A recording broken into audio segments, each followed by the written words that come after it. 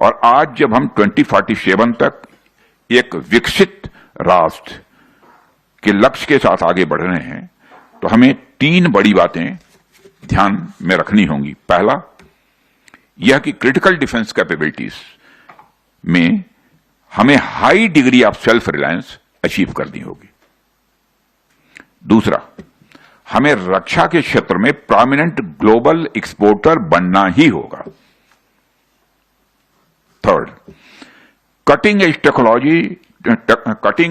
Technological sectors में भारत को आगे ले जाने के लिए, भारत को एक लीडर बनाने के लिए हमें कुछ नए नीश टेक्नोलॉजीज में भी एडवांसमेंट हासिल करनी ही होगी। एग्रीड? अगर हम ये 3 चीजें कर पाए तो हम न सिर्फ 2047 तक भारत को एक विकसित राष्ट्र के रूप में स्थापित कर पाएंगे, बल्कि डिफेंस इनोवेशन के क्षेत्र में भी भारत को दुनिया के सबसे अगले देश के रूप में ले जाकर खड़ा कर दें, सबसे अग्रणी देश के रूप में खड़ा कर देंगे। और आप सब ये कर सकते हैं। साथियों, अब आप सोचिए कि आपके लिए कितने गर्व की बात है कि आपके इनोवेशन को हमारी आर्म्ड फोर्सेस के जवान भी सलामी देते हैं।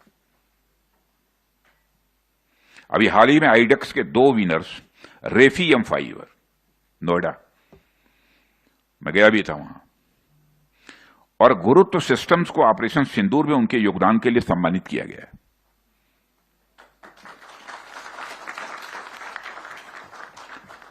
और इसके अलावा यह भी देखने को मिल रहा है कि आपकी इनोवेशन अब से भारत तक सीमित नहीं रही है।